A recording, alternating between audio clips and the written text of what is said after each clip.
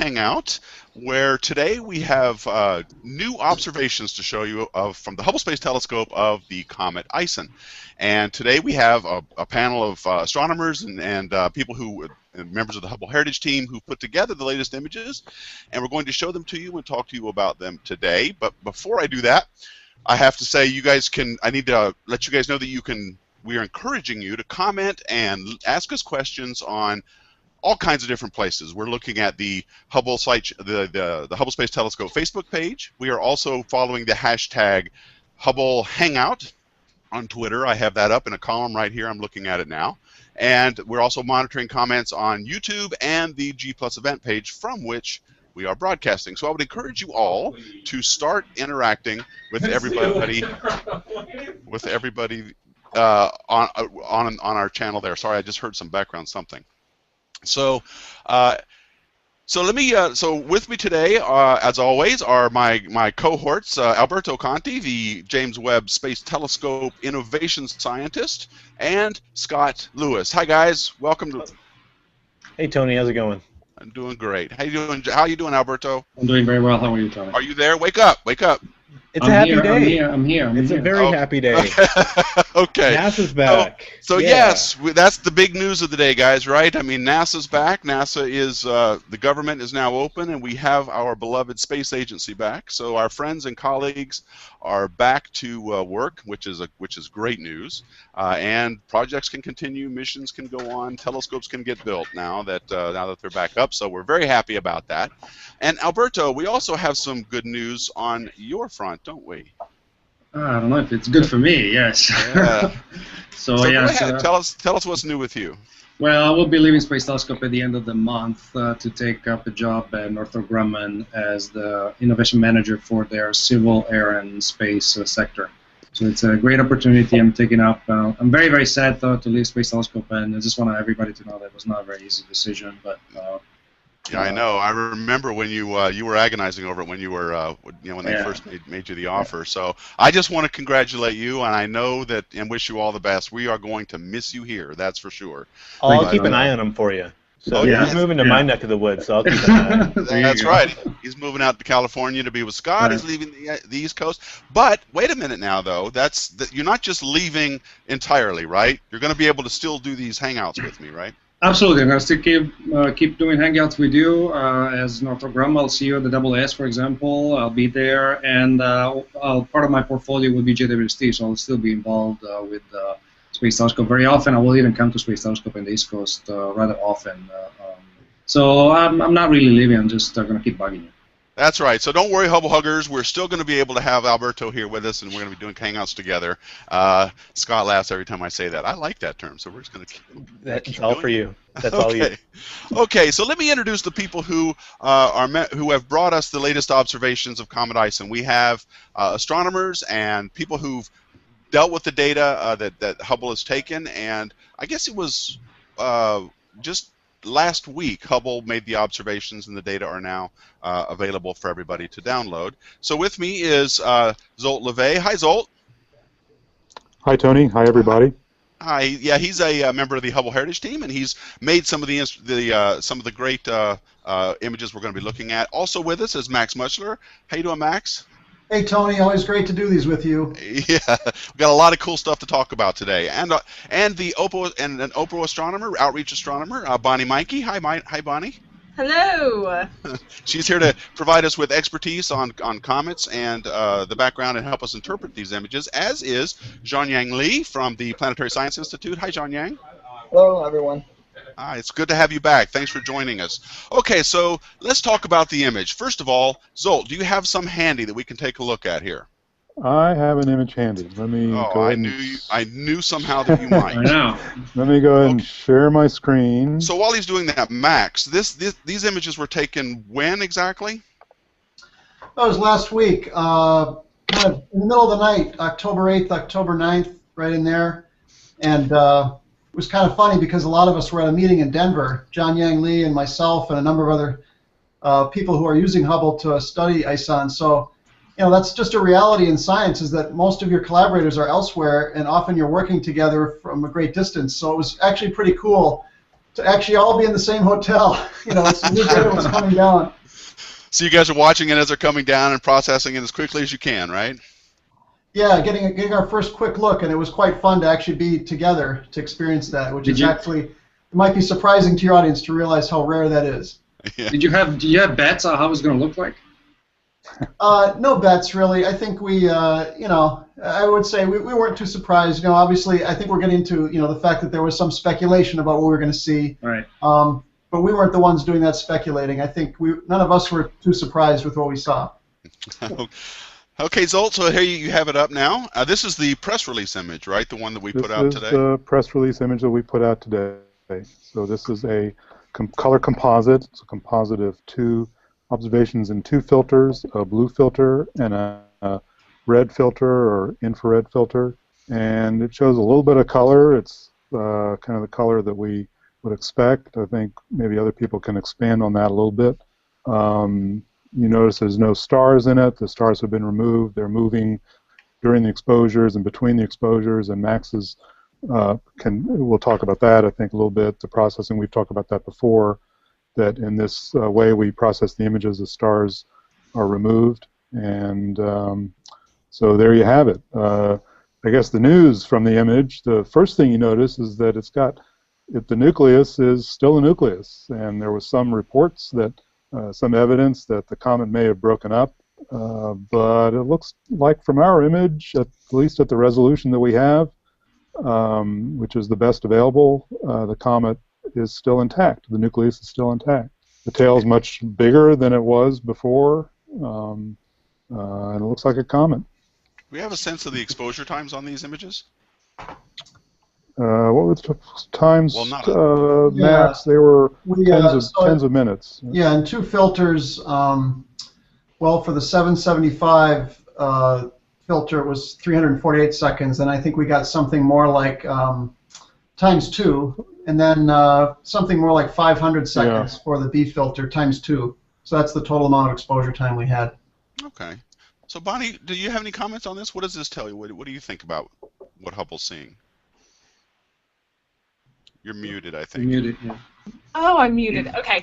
I think what we're seeing here is something that's not too unexpected, and I think it's funny that with all the hoopla over this whole thing, that it turns out to be just coasting along, fizzing along, and just being a comet, being its comet self. Being itself, and so it's overhyped, it's underhyped.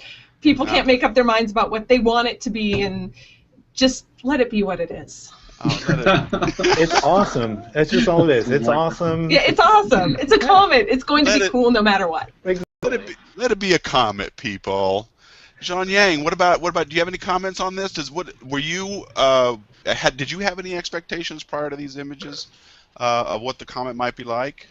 Well, not much expectation. Although I did hope that the comet is behaving, but you know, from the images we see that it's still a very nice comet, and as Zolt said, it's much bigger now. And I want to point out one thing. If you compare this image, if you still remember what the April image looks like, the direction of the tail actually changed. Oh, Zolt, you have an image that kind of illustrates that, don't you? I do. Here's the comparison. Now, this on the right is the current October image. On the left is an image from the May observations. And these are as close as I could get it. These are intensity scaled equivalently and spatially scaled equivalently. So they should be a pretty much apples to apples comparison. The only difference really is that they're taken with 2 different filters. Right. And I think in the 2 images you show here, they are displayed in different orientations. But if you rotate them both to north up, like the same sky orientation, you'll notice that the direction of the tail actually flipped. That's because the Earth is now on the other side of the Sun compared to. Right. Oh, that's interesting. Yep. So wait, say that. So I see what you're saying. You're saying the tail is flipped to the other side. That's right. Okay. Yeah, I think what this really illustrates well is just the change in the brightness and size, apparent size, because everything else is the same, right, Zolt? Yeah, it should be as close as I could get to being the same. Okay. So do we have an idea how long the tail is right now? Oh, wow. It's hard to say where it ends. Yeah, It's a some of the KCCD. So I think 1 pixel is like five kilometers. 55 kilometers. Yeah. So we can do a quick. I have a one pixel is 55 kilometers. Count the number of pixels across there, and you get a sense of how big it is. All right, I'm gonna go count. An exercise for the student. I can give you a little idea about that, although it's not related to the tail. It's related to the nucleus. That here's an image that's zoomed way in on the nucleus, and I wanted to give an idea of you know, cool. Emphasize the fact that we don't see the nucleus breaking. Whoops. Where'd that image come from? Oh, Zolt. No, he has images and so they just randomly pop up on his screen. Because I don't know what happened, but anyway. That's a cool awesome. So I wanted to show that yeah, you know, as far as we can tell, the nucleus is still intact. So this is zoomed way up. As you can see, the bar is 100 pixels long, which is 4 arc seconds in this camera. And at the distance of the comet, that's 5,500 kilometers is the bar. So that's a 100 pixel long bar. So each pixel is 55 kilometers. I also see Max as an image, actually, a different color scale, I think, right, Max? Yeah, I was just looking at the actual data where you can see it's sitting on the camera, and just for reference, this is the wide field camera 3, which is roughly 4,000 by 4,000 pixels, and you can see that the tail clearly goes off the edge of the chip here. So even just the the tail that you can see here would be 4,000 times 55 kilometers would be over 200,000 kilometers that you see just here. And of course, the tail goes off the edge, and we know from other ground-based images that the tail is quite long and it tapers off. So it's a little difficult to say where the tail ends, but certainly just in the image, what you're seeing here in the Hubble image is on the order of, I guess, 200,000 kilometers. I see. So, but actually, these images are very telling because I think there were a lot of speculation about exactly how the comet would emerge after perihelion, and so it looks like the nucleus is pretty compact. So what does that tell us about the composition of the comet? Well, it's obviously not as the loose rubble pile, that maybe some people thought, that it's just ready to fall apart even before it encounters the sun. And of course, this is what Hubble can do best: is examine the nucleus up close with high sensitivity and high resolution. And if anything were falling off of there, if it was crumbling or disintegrating at all, we would definitely see it clearly. We've done this before with Hubble, witnessed this, and so obviously we're not seeing that. And so it does seem to say something about, the integrity of the nucleus, that it's not maybe as fragile as some people had thought. It's certainly not beginning to fall apart. Doesn't really say much about what's going to happen next. There's been some good analysis about, the likelihood that it will now survive its close encounter with the sun, but I think we'll just have to wait and see. So I think the real takeaway here then is that we still see the comet relatively intact, and that it is still, it is getting brighter as one would expect. I think some of there was a lot of unknowns going into this. So we didn't know for sure if the comet was, how loosely packed, like we said, whether it was going to break up, or even if it was going to survive perihelion. And I think now, and Bonnie and Jianying, you can comment on this if you want to. I think that's not expected to happen now, correct? In other words, break up as it goes around the sun. It's supposed to stay intact, correct? Well, right. Go ahead, John. Oh. Well, I would say that it doesn't happen now, but the possibility will still exists as it moves closer to the sun, especially when it's nearest to the sun. That's where the heat, the heat is the strongest and the gravity is strongest. So okay. It's still hard to predict what happened. But I have a colleague, Matthew Knight and Kevin Walsh. They did some very nice studies, very detailed studies about the possibility of for this comet to break up during the perihelion passage, and their result is that the possibility is small. So Okay, then that's so. I guess that this particular image or these particular observations won't conclusively say one way or the other.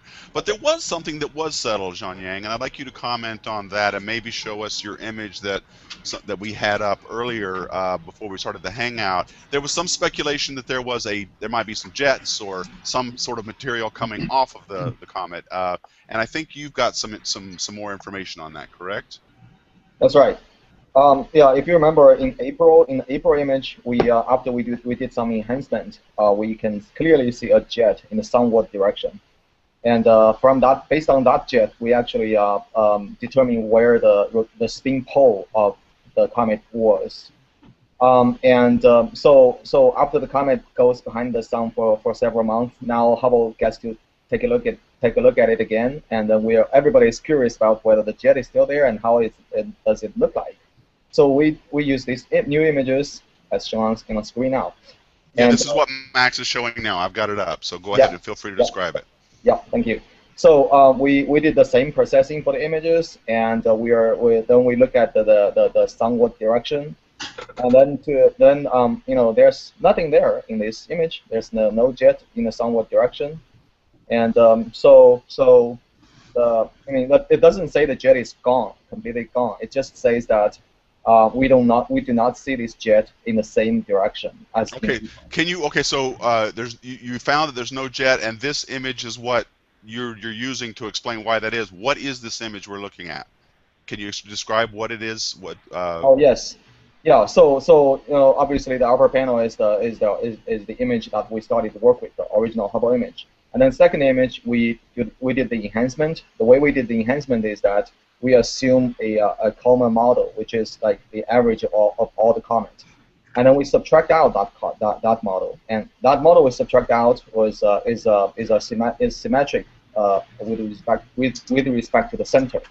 So if there's any asymmetry, like enhancement of a jet in the sunward direction, then it will show up clearly in this image. Okay, so this is getting a little confusing. Let me make sure I get this right. So what Zolt is showing is the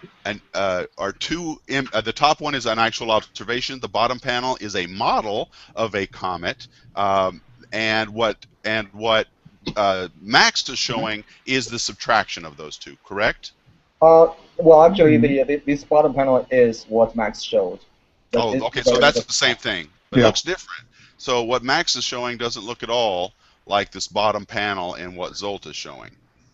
I think it's a scale. Maybe a different stretch. Yeah. Well, I'm showing the one from April. Oh, I see. He's showing the previous one. That shows the jet. Okay, so let's go back to what Zolt has then. So observations of the comet, and then what Jean Yang, what you did is you have this comet model that you've built on a computer, and then you've just subtracted these two out, and whatever was left, because there's no jets in the model, and so if there were going to be a jet in the comet, it would show up in the ratioed image, right? Exactly. Yes. Okay. All right. Just want to make sure people understood what it was we were looking at. Yeah. So that's how you know that there weren't any jets in the comet. Yes. As was speculated before. Good. Yep. Okay. Yep. Awesome. Okay. So Bonnie, sorry, I'm getting myself distracted here. So this comet so far been going along just fine. Not a whole lot of surprises here. Do you have any? Was there anything about the Hubble observations that you found particularly surprising or interesting about what's happening with the comet now?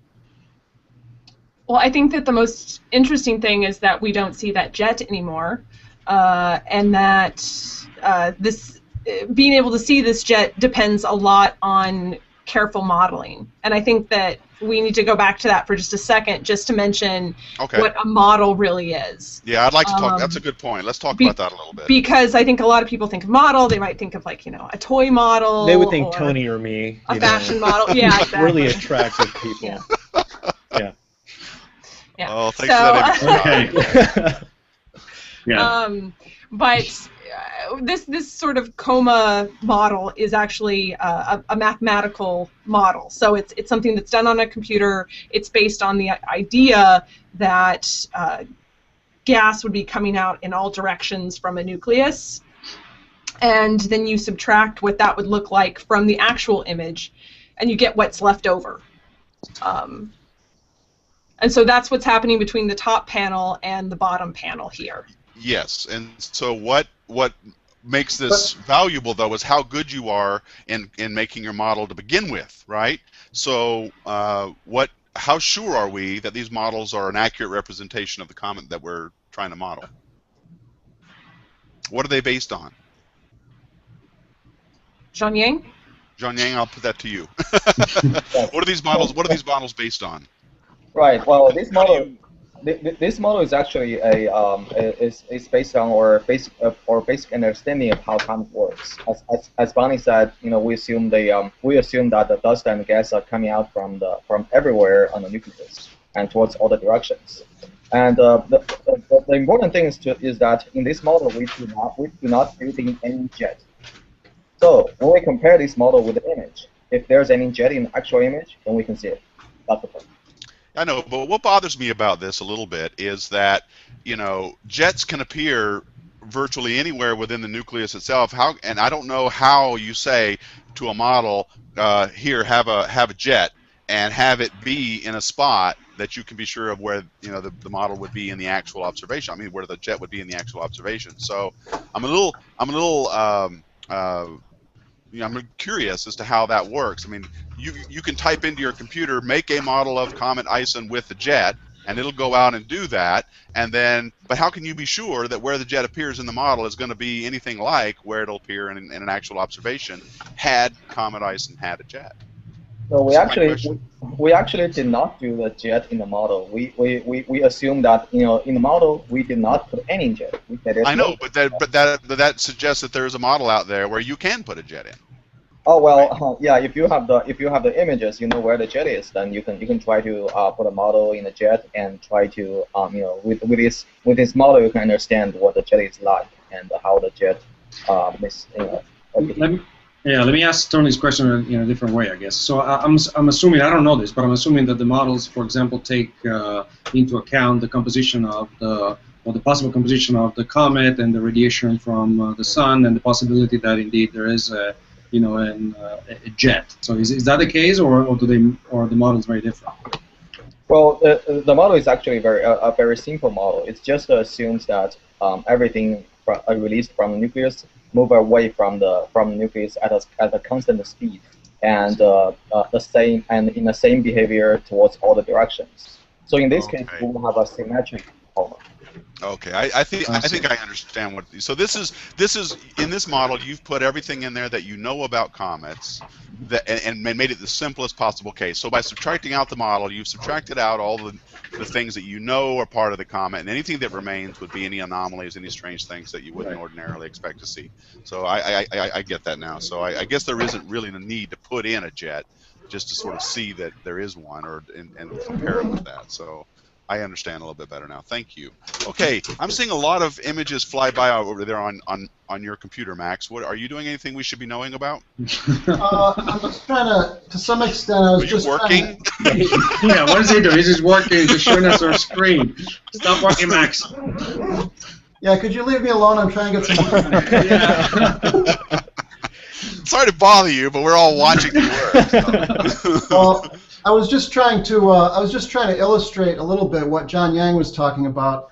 So right now I'm showing like the image, my attempt to make the cleanest image that I could make to get rid of, in previous Hangouts we talked, I'll back up a little bit here to show some of the messy images with cosmic rays and star trails. And so it was my job to kind of make the cleanest image I could from all the input images. And that's what I gave to Jianyang Li, and he applied his model. So I'm just sort of blinking back and forth between my clean image and then where his model has been applied. So I was just sort of showing the difference there of his, once he subtracts his model, and it just allows us to reveal what's going on, especially in close to the nucleus. So which is which? What's that? This is Jianyang Li's model subtracted version of my clean image, and this is my clean image. So I'm just toggling back and forth. Okay. And you can see how much more you can see. Once John Yang has done his processing, you can really see in towards the nucleus much more clearly, and in particular that there is no sunward jet there like we saw so clearly in his earlier observation back in April. Okay, I'm glad this is a good time to talk about one of the things that we had mentioned earlier. I think in one of our meetings. Go back to the other image, the one you just had up. The one with the star trails in it a little bit. This one. So there's a lot of stuff in here, and we're gonna let people are going to be downloading Hubble data. They're going to presumably see some of these things. Let's identify what these are now, and so that we can get all the questions answered and all the conspiracies dealt with up front. Okay? So anyone watching the Hangout on Google Plus, I did post that image there live. So if you want to see full quality of it, you can go into the Hangout event as well. Awesome. Thank you, Scott.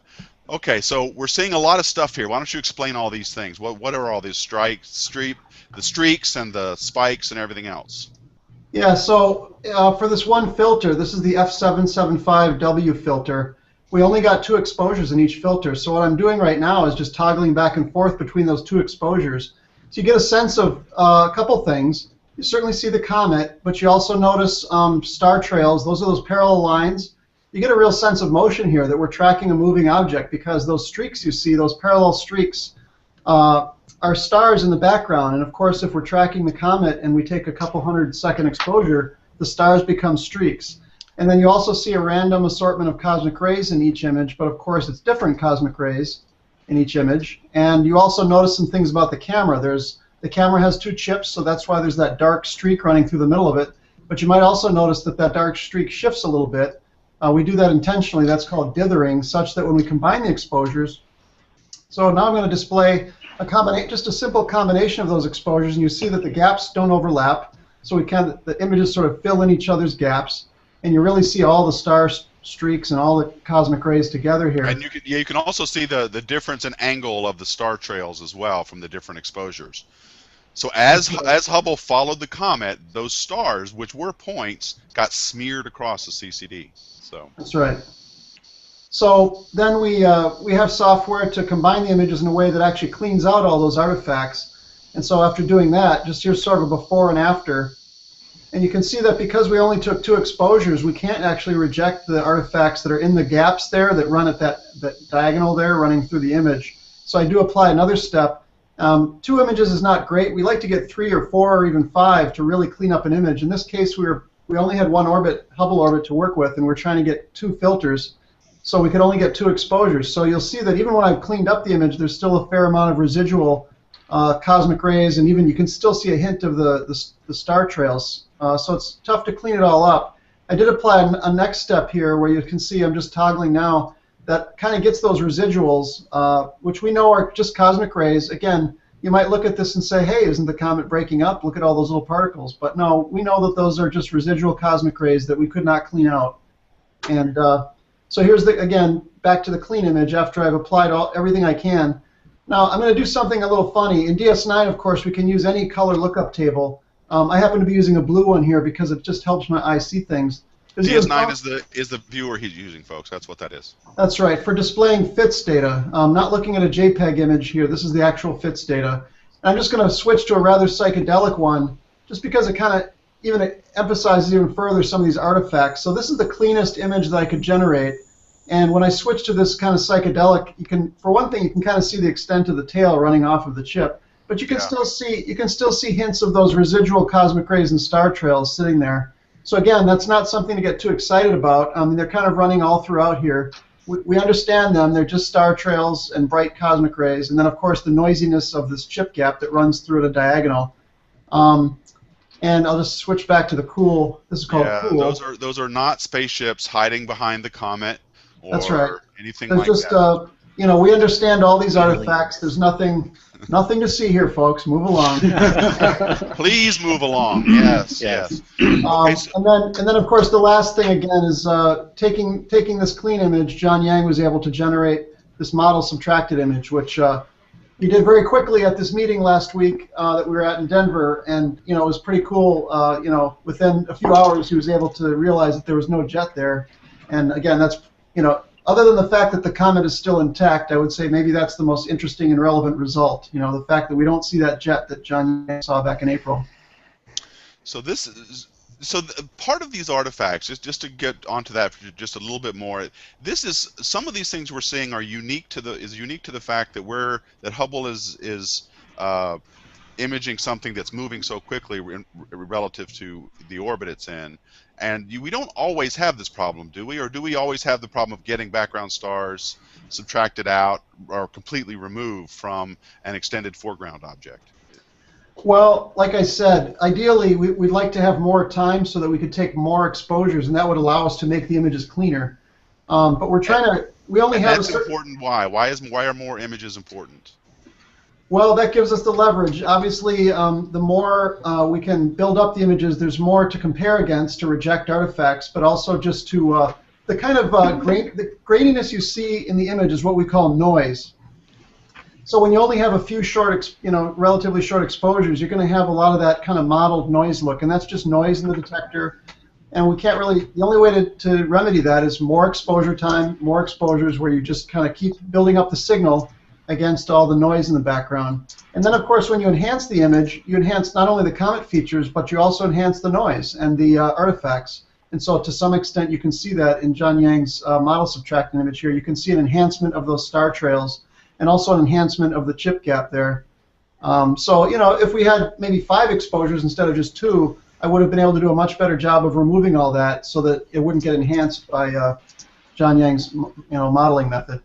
Yeah, that's one of the cool things about astronomical imaging and with telescopes and CCDs is that you can take a whole bunch of short exposure images or shorter exposure images, move your telescope and CCD around, and then as you align those all up and add them together, the signal adds up as the number of images you've taken, but the noise only goes up as the square root of the number of taken. So you can get a lot more signal with less noise, and you also can find out from one individual image to the next what a cosmic ray is, because in one image you'll see a little streak like that, and it won't be there in any of the other images because they're randomly distributed. So you can find out you can identify them and get rid of them easier. And then when you add all that stuff up again, you get a really nice image. So we only had 2 apparently in this observation or in this orbit. So we're working with limited amounts of signal here. That's right. And we could have used more orbits, but it made sense for us to try to just get what we can in one orbit and save that orbit, and we're planning other observations for a couple of weeks from now.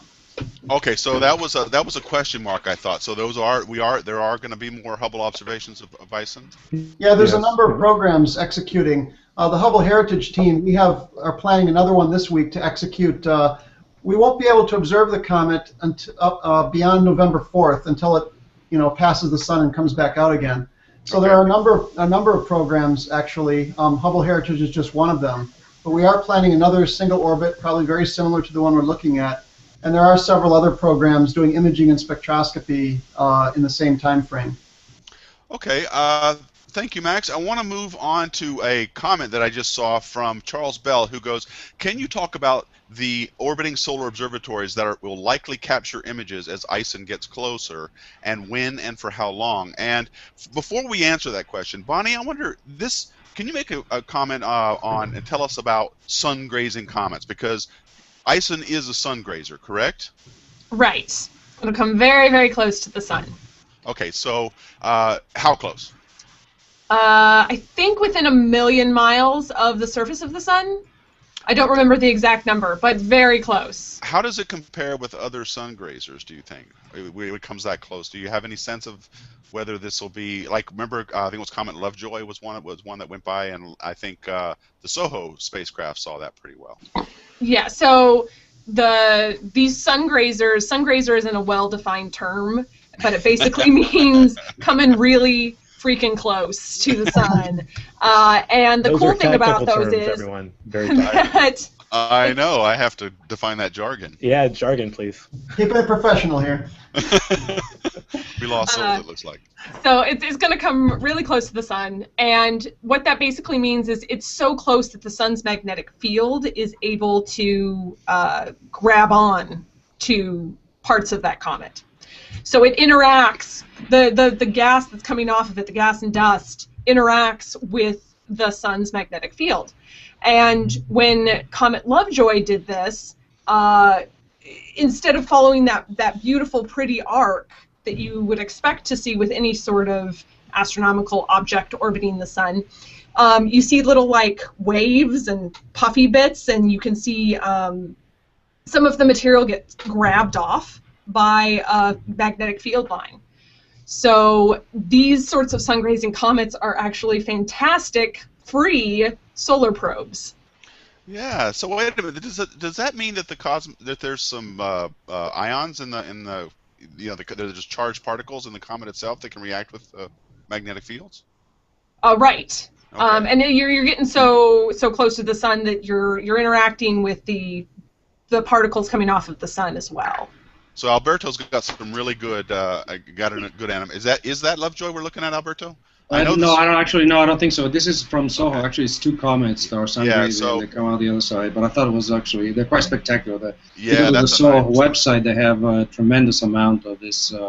Either comets that plunge into the sun, or as Bonnie was saying, there are lots of the sun-grazing comets. Yeah, I recognize the instrument too. That's LASCO C2's chronograph there. So. Right. Is in addition to that awesome CME that's going off there, there's also these two comets you can see flying by. So that's a sun grazer, and that's what ISON's going to be. I think we talked about this already, and we mentioned that it's probably not going. Well, the expectation is that it's probably not going to break up as it goes around. But who knows? It's hard to predict these kinds of things. So to get back to Charles Bell's question, the orbiting observatories, well, there's a ton of them now. Since SOHO's been up, there's a whole bunch more. We have there's the Solar Dynamics Observatory. They're up there. They're high resolution. They have all kinds of images on there. SDO's out there. We have Stereo. Stereo will probably catch a Stereo or two spacecraft that are at opposite sides of the sun, looking at different sides, so that we can get a full 3D view of the sun. SOHO is still out there taking data. Amazingly, it's been doing that since the 90s, I guess, right? That's been up there a really long time. So we expect that a lot of eyes will be on this comet as it goes around in the solar arena, and it should be pretty spectacular. I'd also like to mention that Messenger is planning on looking at the comet as well. What's Messenger? Awesome. Messenger's in orbit around Mercury. Right. Okay. So it's going to be closer to the sun when all of this happens. So it's a view from closer in. That'll be great. When are they gonna do the observations? Do you know? I'm looking at it right now. November 19th. Awesome. When they're scheduled.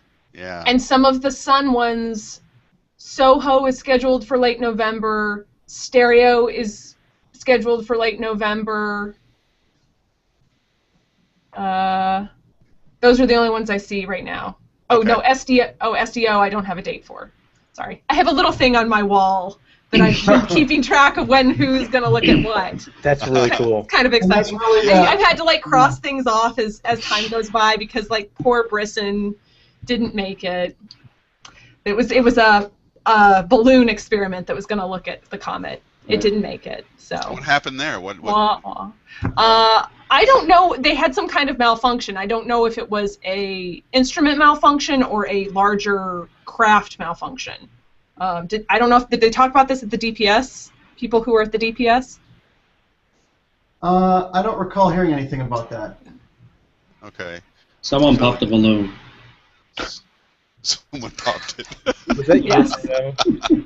Oh, some very mischievous person with a very long pin. Right after they stole candy from babies and things like that. They pop their balloons. Yes.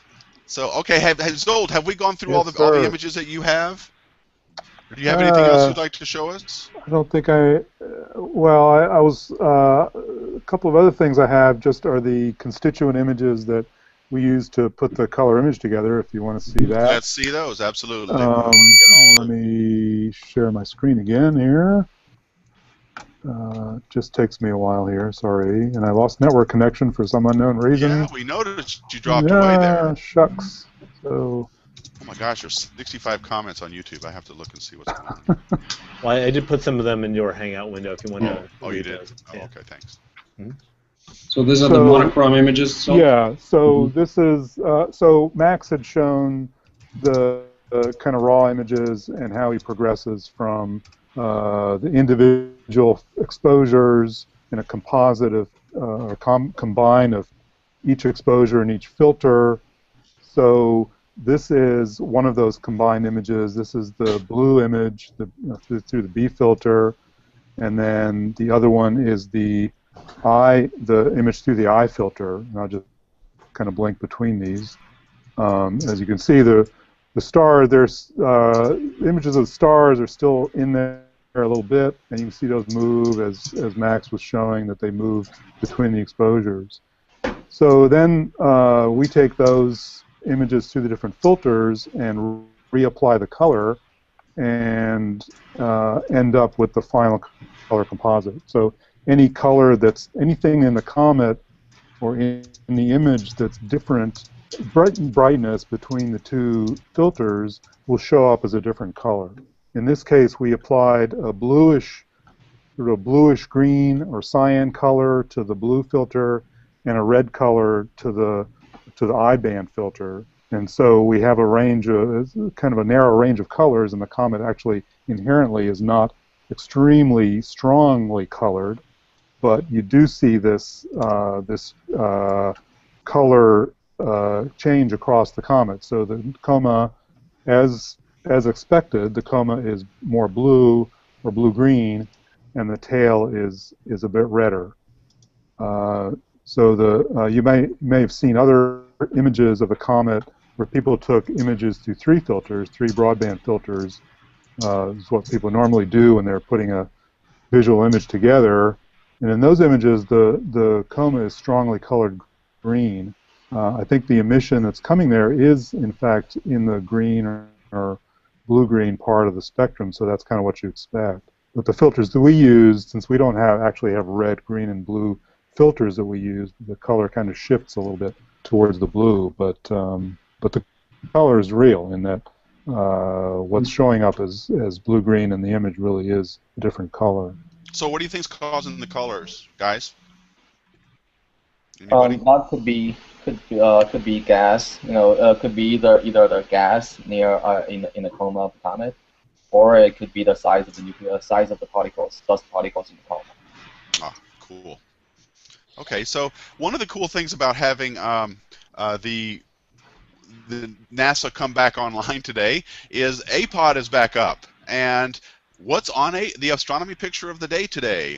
Bonnie emailed us that earlier today. Bonnie, you want to show us? Yeah, I have it up right now. I'm sharing it on my screen. Okay. This is the beautiful picture, and I mean, when you look at it, you notice two big things. Don't look at those two big things. One is the one in the middle, the ignore bright. Those. Yeah, ignore those. Ignore the two big things. shiny stuff that's coming out at you. Something about lighthouses. Wow. The thing in the bottom third of the screen that's blue is Regulus or Regulus. I don't know how you pronounce that star name. Regulus. Then above that is Mars. And above that, if you look teeny tiny in the upper 1/3, you can see Comet ISON. Can you option plus that open a little bit more? I can see. I'll put the full scale image in the hangout. There it is. There, can you see it? There it is. Okay. Yeah. Well, now, what do we know about this picture? Who took it and with what?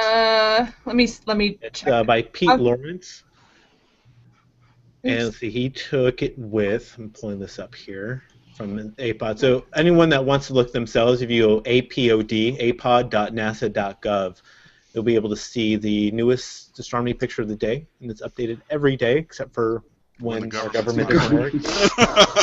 So, yeah, this was a fantastic image to come back with.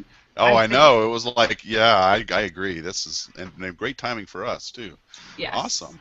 Has some of everybody's favorite things. I know a lot of people out there love Mars, and the comet is near and dear to all of us. So it's great to have it back and in this fantastic image. Yeah, that's really nice. Really great. So go ahead. did anybody mention why we see them together there? The comet is just now crossing the orbit of Mars, and it's not real close to Mars itself, but it's fairly close as we see it in the sky. I think it was about a degree away from Mars. So what you're talking about is the alignment of Earth, Mars, and the comet are such that they appear really close together in the same night sky. You're not saying that ISON is right over Mars. In fact, no, that it's not already real happened. close to it. Yeah. Although it's about the same distance from the Sun now as Mars is. Okay, so it's in between Mars and the Sun, basically. Okay, well that's all. So one of the worries that we always hear about with Comet ISON is that Earth will pass where the comet was. It will pass, its orbit will pass through where Comet ISON had already been, and there was some worry that the debris or whatever it is left behind by the comet might cause us problems here on Earth. And Bonnie has found a paper that deals with why there will be no meteor showers from ISON. Yes. You want to talk about that a little bit? Yeah, sure. There's a new paper by Saker and Asher, and this fantastic website called Astrobytes. It has a little synopsis of it today. So, I don't know, Scott, could you put that in the comments for people to find it? I just put it in our comment boxes. Right now. And so this has a beautiful little synopsis of this paper. Basically, what they did was they took the orbit of Comet ISON, and they mapped it out in the solar system versus where the Earth's orbit is. Then they took and calculated how far particles might fly away from ISON as it orbits, and looked to see if any of those particles would intersect Earth's path. What they found was, no, that's not going to happen. So we're not going to get any sort of meteor showers from Comet ISON. But they do. But they tried it with another comet, and they found that it's possible that we'll get some meteor showers from this other comet that you've probably never heard of. But still, meteor showers are beautiful. They're exciting. They're fun to go out. You know, go out with your friends, curl up under a blanket, and watch all night. So. Yeah. Well, that's good. This is good to know though, because there have been a lot of people worried about what was going to happen when Earth went through this path of what Comet ISON was following, and now it looks like there's nothing to worry about there. So we could just have fun watching this thing go by in the night sky. Do we have any sense of is this going to be naked eye or not? Do we know? That's always been the question, right? Yeah. Nobody wants to make a prediction. Come on, guys. Yeah.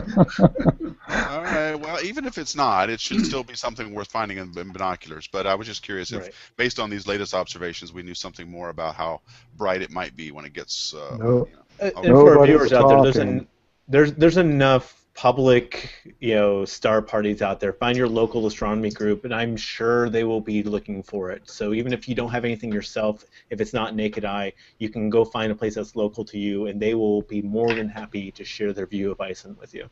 Yeah. That's a good point. Use this as an impetus to get outside and look at the sky, figure out what's up there.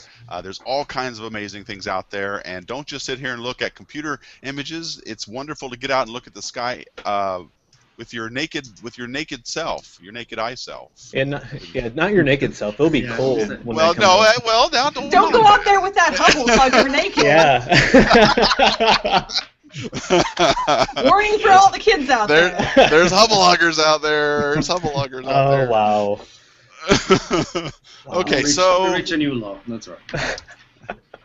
Okay, so I'm just looking at some of the comments here that Scott has been so kind to post on the chat box here. Make sure you guys all talk. This is from... Who is this from? It doesn't say. Oh, Chris WIXX. Make sure you guys all talk about jets. We did that already. And if you could advise imagers about Larsen Sakania, I don't know what that is. People are going wild with that reaching incorrect result. Brian Lamb. Sorry, I was Brian Lamb's comment. No, it was Charles. The name's above. Oh, the name's above. Sorry, I'm getting the names wrong. I'm just copying and pasting comments. So. And if you could advise imagers about Larsen Sakania filter. Sakanina filter. I don't know what that is, unfortunately. Do you guys know what that is? Yeah, I don't know exactly what that is, but I think that does a very similar thing as what we did, subtracting the model. Okay.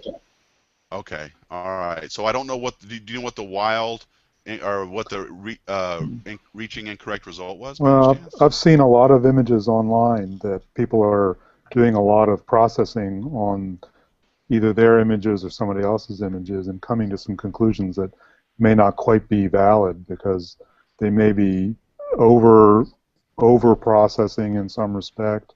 I see. Okay. That reminds me, Tony, I'd like to make one advertisement. I'm going to screen share again here. All right. So the actual data, we are releasing the data in the archive today.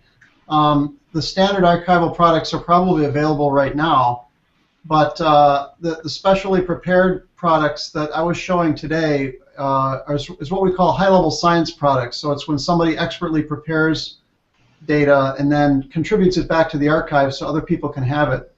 So showing right now, like I showed this before, this is in the Mikulski archive. We have a collection of high-level science products. I haven't updated this yet, so it still has just the older data from April-May time frame. But within the next day or so, I will be adding these new images. So people who like to play with actual FITS data, and again, if you don't know what FITS data is, you don't want it. Yeah, you'll throw a fit. Flexible image transport system is what that that's stands the data format that we actually use for the scientific data. Yeah. So for those of you who like that, you might want to wait for my high-level science products in the next few days. And as Zol was saying, some people are even trying to do processing on press release JPEGs or something like that, which is always a dangerous thing to do because that's not actual data. That's a prepared image. So for people who actually like to play with data and like to try their own analyses, please go to this website. It's archive.stsci.edu/prepds/ISON. We'll put that in the thing in the event, so you won't have to remember that. So, okay. So we're getting short on time. I want to get some of these comments, and we're getting a bunch this time.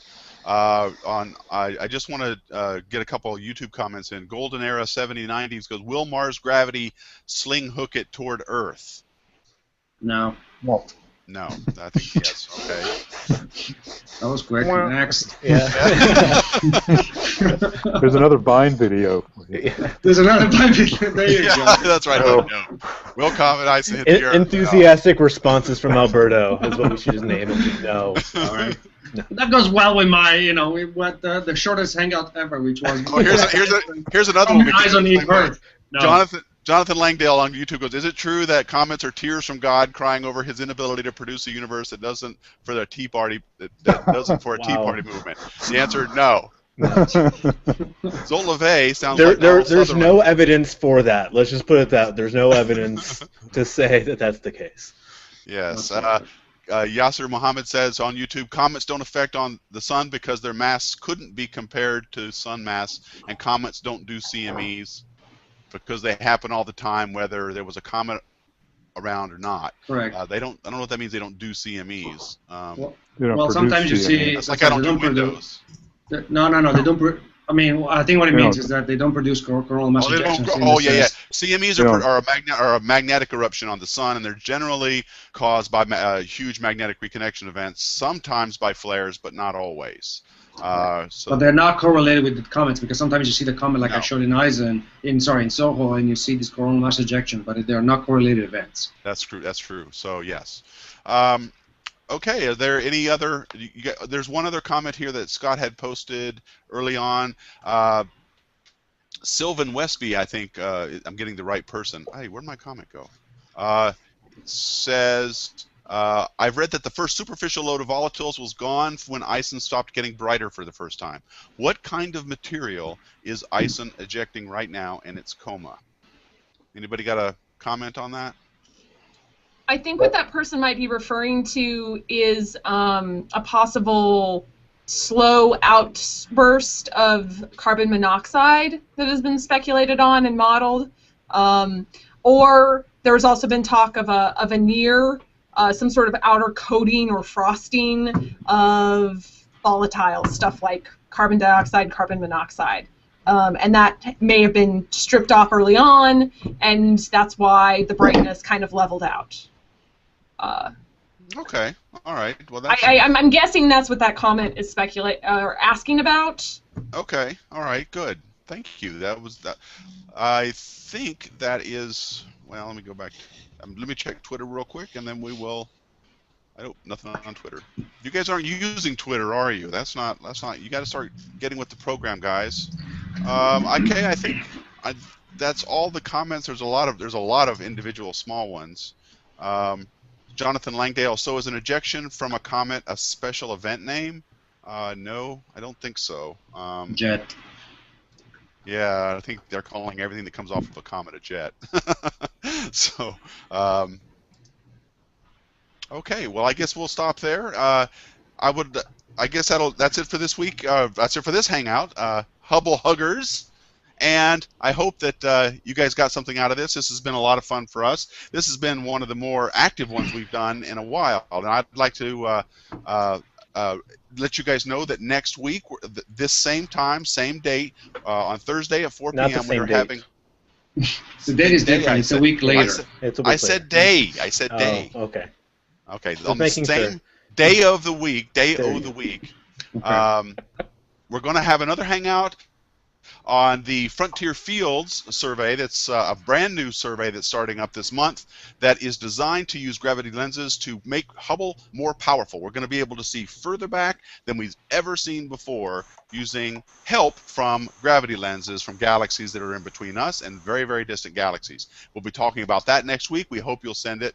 We hope you'll tune in. I'll get the event created hopefully later today, and you guys can let us know if you're coming or not. We'd appreciate if you guys could keep your eyes out for that. So I'd like to thank on behalf of all of everybody here, Scott, Max, John Yang Lee, Bonnie Meinke, Alberto, that's what that guy's name is. Yeah. He's already gone. Forget that guy. Zolt LeVay. We can forget about him already. Thank you all for watching, and as always, keep looking up. Now more than ever. Coast rather often. So I'm not really leaving. I'm just going to keep bugging you. That's right. So don't worry, Hubble huggers. We're still going to be able to have Alberto here with us, and we're going to be doing hangouts together. Scott laughs every time I say that. I like that term, so we're just going to keep all for you. That's all you. Okay. So let me introduce the people who who have brought us the latest observations of Comet ISON. We have astronomers and people who've dealt with the data that Hubble has taken, and I guess it was just last week Hubble made the observations, and the data are now available for everybody to download. So with me is Zolt LeVay. Hi, Zolt. Hi, Tony. Hi, everybody. Hi. Yeah, he's a member of the Hubble Heritage Team, and he's made some of the great images we're going to be looking at. Also with us is Max Muchler. How you doing, Max? Hey, Tony. Always great to do these with you. Yeah, we've got a lot of cool stuff to talk about today, and the an OPRO astronomer, outreach astronomer, Bonnie Meinke. Hi, Bonnie. Hello. She's here to provide us with expertise on comets and the background and help us interpret these images, as is John Yang Lee from the Planetary Science Institute. Hi, John Yang. Hello, everyone. Hi, it's good to have you back. Thanks for joining us. Okay, so let's talk about the image. First of all, Zolt, do you have some handy that we can take a look at here? I have an image handy. Let me go ahead I knew somehow that you might. I know. Let me go ahead and share my screen. So while he's doing that, Max, these images were taken when exactly? That was last week, kind of in the middle of the night, October 8th, October 9th, right in there.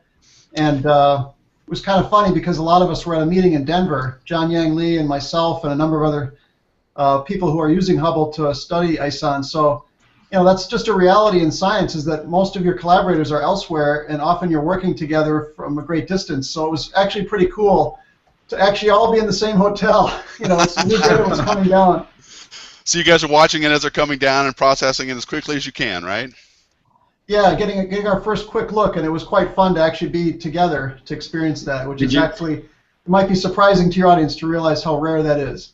Yeah. Did you have bets on how it was going to look like? No bets, really. I think we, you know, I would say we weren't too surprised. You know, obviously, I think we're getting to, you know, the fact that there was some speculation about what we were going to see. Right. But we weren't the ones doing that speculating. I think none of us were too surprised with what we saw. Okay, Zolt, so here you have it up now. This is the press release image, right? The one that we put out today? This is the press release image that we put out today. So this is a color composite. It's a composite of 2 observations in 2 filters, a blue filter and a red filter or infrared filter. And NASA is, the government is now open, and we have our beloved space agency back. So our friends and colleagues are back to work, which is great news. And projects can continue, missions can go on, telescopes can get built now that they're back up. So we're very happy about that. And Alberto, we also have some good news on your front, don't we? I don't know if it's good for me. Yes. Yeah. so yeah. Go ahead. Tell us what's new with you. Well, I will be leaving Space Telescope at the end of the month to take up a job at Northrop Grumman as the innovation manager for their civil air and space sector. So it's a great opportunity I'm taking up. I'm very, very sad though to leave Space Telescope, and I just want everybody to know that it was not a very easy decision. But yeah, I know. I remember when you were agonizing over it when you were when they first made you the offer. So I just want to congratulate you, and I know that and wish you all the best. We are going to miss you here, that's for sure. I'll keep an eye on him for you. So he's moving to my neck of the woods, so I'll keep an eye on him. That's right. He's moving out to California to be with Scott. Right. He's leaving the East Coast. But wait a minute now, though. You're not just leaving entirely, right? You're going to be able to still do these hangouts with me, right? Absolutely. I'm going to still keep doing hangouts with you as Northrop Grumman. I'll see you at the AAS, for example. I'll be there, and part of my portfolio will be JWST, so I'll still be involved with Space Telescope very often. I will even come to Space Telescope in the East. And it shows a little bit of color. It's kind of the color that we would expect. I think maybe other people can expand on that a little bit. You notice there's no stars in it. The stars have been removed. They're moving during the exposures and between the exposures, and Max's we'll talk about that, I think, a little bit. The processing, we've talked about that before, that in this way we process the images, the stars are removed. And so there you have it. I guess the news from the image, the first thing you notice is that the nucleus is still a nucleus, and there was some reports that, some evidence that the comet may have broken up. But it looks like from our image, at least at the resolution that we have, which is the best available, the comet is still intact. The nucleus is still intact. The tail is much bigger than it was before, and it looks like a comet. Do we have a sense of the exposure times on these images?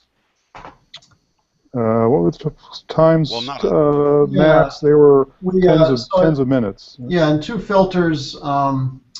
Well, for the 775 filter, it was 348 seconds, and I think we got something more like times 2, and then something more like 500 seconds for the B filter times 2. So that's the total amount of exposure time we had.